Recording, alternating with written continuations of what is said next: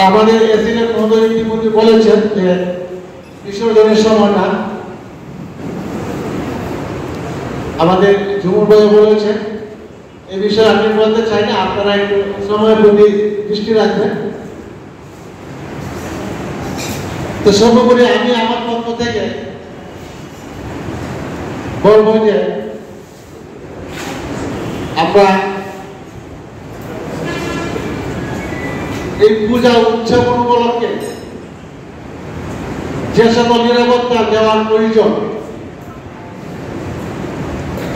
এবং যেভাবে নিরাপত্তা দেওয়ার প্রয়োজন,